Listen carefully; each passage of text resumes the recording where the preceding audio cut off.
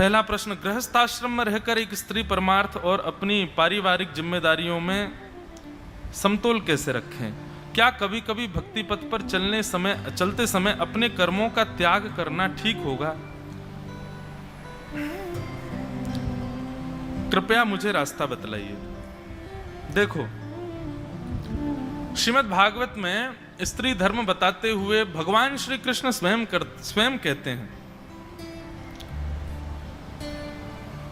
परो धर्मो यमायय तद बंधूनाम च कल्याणम प्रजानाम चानुपोषणम।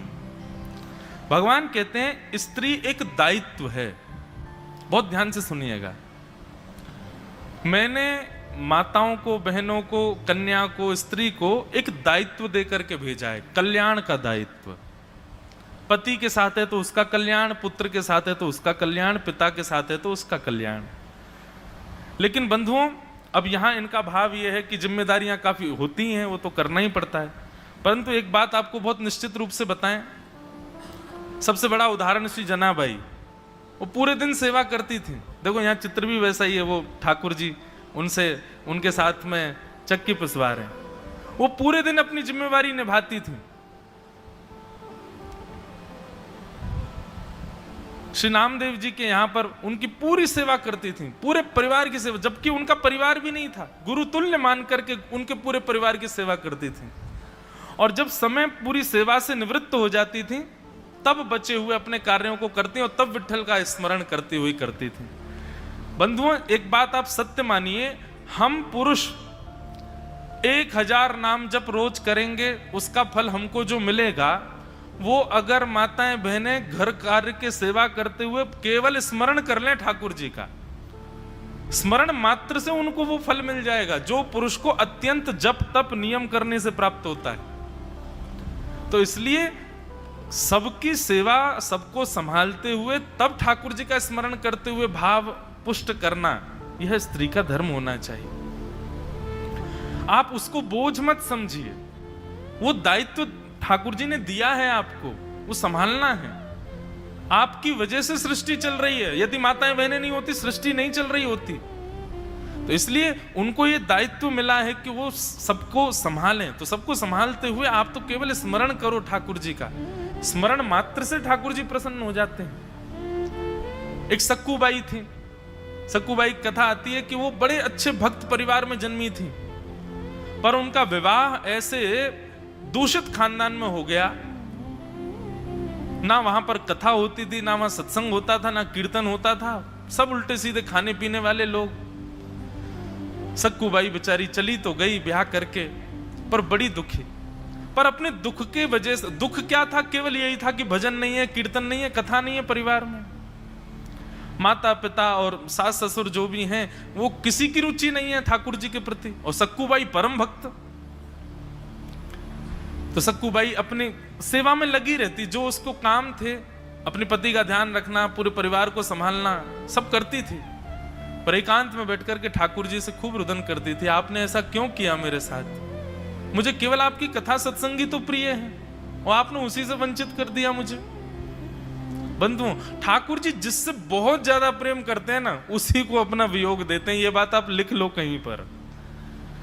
जिसको बहुत जल्दी संयोग मिल जाता है ठाकुर जी का, ठाकुर जी के कीर्तन का, ठाकुर जी की कथा का, ठाकुर जी के दर्शन का, ठाकुर जी की तीर्थ यात्रा का, ऐसा नहीं है कि वो ठाकुर जी को प्रिय नहीं है, पर वियोग ये प्रेम का एक स्वरूप है। हम जिससे अत्यंत स्नेह करते हैं, उसके स्नेह को देखने के लिए उसको वियोग देते हैं। जैसे कभी बालक थोड़ा बड़ा हो जाए, माता पिता का प्रेमी हो जाए, तो माता पिता जानबूझ करके उसको कक्ष में अकेला छोड़ के बाहर जाते हैं, देखे तो सही व्याकुल होगा कि नहीं। और उस समय का व्याकुल बालक देखने में माता पिता को सुख लगता है कि देखो हमारे लिए कितना व्याकुल हो गया। ठीक वैसे ही प्रेम का मतलब केवल सदा संग रहना नहीं होता, प्रेम का मतलब वियोग देना भी होता है, और वियोग देना ही होता है। ठाकुर जी देते हैं। सक्कूबाई को वर्षों तक कथा कीर्तन का लाभ नहीं मिला, लेकिन सक्कूबाई ने अपना धर्म नहीं छोड़ा, अपना सब निभाती थी। ठाकुर जी से रोज प्रार्थना करती, शिकायत करती, पता नहीं क्या करेंगे मेरे साथ, आपने क्यों मुझे कथा से वंचित किया। एक दिन उसी नगर में कोई भागवत जी की शोभा यात्रा जा रही थी। सक्कुबाई बर्तन मांज रही थी और तभी ढोल नगाड़े और सुंदर कीर्तन की ध्वनि सुनाई दी। तो खिड़की से झांक करके देखा तो भागवत जी की शोभा यात्रा जा रही है। देख करके ही उनके तो रों रों पुलकित हो गए, आनंदित हो गए। बोले कि आज तो धन्य होगा, हमारे नगर में कथा हो रही है। मैं कैसे भी चली जाऊं, कथा सुन आऊं, मन बहुत विचलित हो रहा है। कोई बात नहीं, सास से जाके प्रार्थना करूंगी, मान जाएगी। अपनी सास के पास गई और जाकर के कहा, माँ मैं इतने दिन हो गए मैंने कभी कुछ नहीं कहा आपसे, पर आज मैं आपसे कुछ कहना चाहती हूँ। हमारे नगर में कथा हो रही है, बगल में ही। मैंने सारे काम कर दिए, घर के भोजन भी बन गया, सब हो गया, सब जो मेरा दायित्व है सब मैंने संभाल लिया। कोई कार्य रह नहीं गया, जो कार्य है वो सब शाम के हैं, वो मैं आके सब देख लूंगी, पर बीच का ये समय है, इसमें मैं कथा सुनने जाऊं? सक्कुबाई की सास तो सास ही थी। जिसके आने से सांस रुक जाए वो असली सास है। सक्कुबाई की ऐसी सास थी। वो तो निष्ठुर होकर के और अपनी छड़ी लेकर, अच्छा क्या कथा वथा सुनना है, कुछ नहीं करना, जाओ चलो आराम कर लो, काम हो गए तो, लेकिन ये सब कथा वथा कुछ नहीं सुननी है। ऐसा कह के डांट दिया। सक्कुबाई बेचारी चली गई, फिर रोती रही और एकांत में जाके आज तो इतना रोई, ठाकुर जी को इतना डांटा, इतना सुनाया। बोले आपसे धन संपत्ति थोड़ी मांग रही हूं, आपसे कुछ और थोड़ी मांग रही हूं, कोई सुख समृद्ध मांग रही हूं, आपसे केवल आपकी कथा मांग रही हूं नाथ, वो नहीं दे सकते आप? क्यों कर रहे हैं इतना मेरे साथ? और मुझे तो ऐसा लगता है कि 7 दिन में अगर इनकी कथा में मैं नहीं पहुंची, मेरे प्राण निकल जाएंगे और आप जिम्मेवार होंगे मेरे प्राणों के निकलने के। मैंने कोई शिकायत आपसे और किसी वस्तु की नहीं की, केवल आपका लीला सुनना चाहती हूं। उनका वह आर्तनाद, उनका वह करुण क्रंदन, ठाकुर जी मोहित हो गए।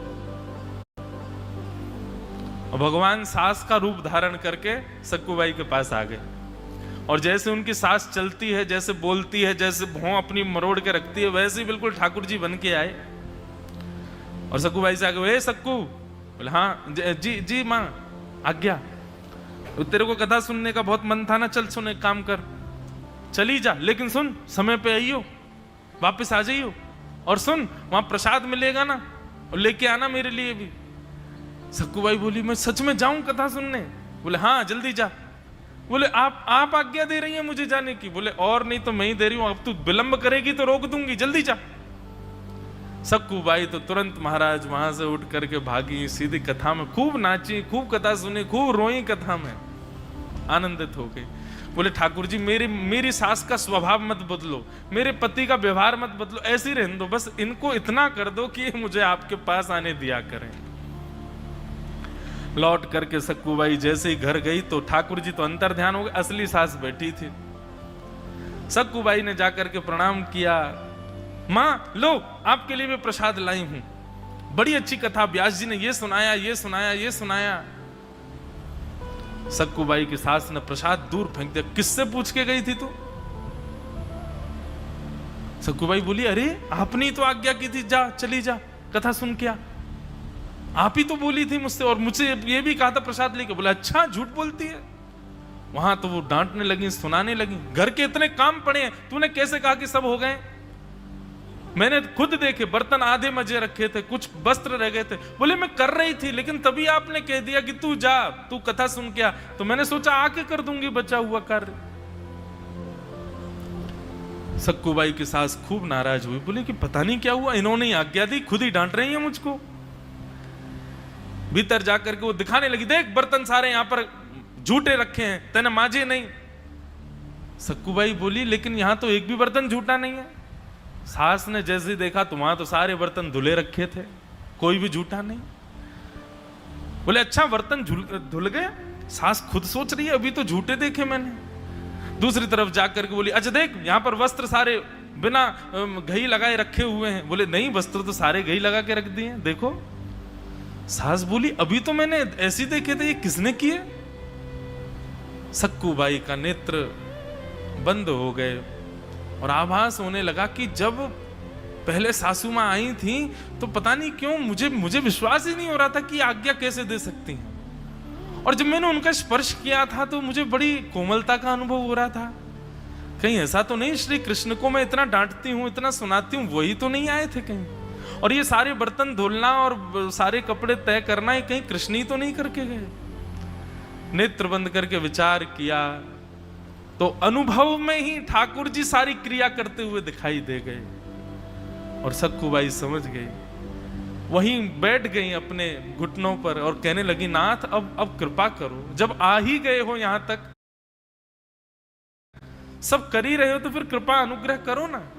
इतने में ही श्री ठाकुर जी प्रकट हो गए और प्रकट होकर के सक्कूबाई के पूरे परिवार की मति सुमति कर दी और सबके भाव जो थे कुभाव, उन सबको भाव में परिणत कर दिया, आदि आदि करके सक्कूबाई के ऊपर अनुग्रह किया। बोलो भक्तवत्सल भगवान की। तो माताओं को दायित्व देकर के भेजा है भगवान ने संसार में। उस दायित्व का निर्वहन करते हुए भी अगर स्मरण कर लेंगे ना, ठाकुर जी उनसे जल्दी प्रसन्न हो जाते हैं। भाई लोग जितना जप तप में लगे रहेंगे उतनी फिर लगेगा टाइम ठाकुर जी को प्रसन्न होने में। पर माताओं का तो एक दिन का प्रेम भाव भी यदि वो देती हैं ठाकुर जी को, ठाकुर जी उसी से ही प्रसन्न हो जाते हैं।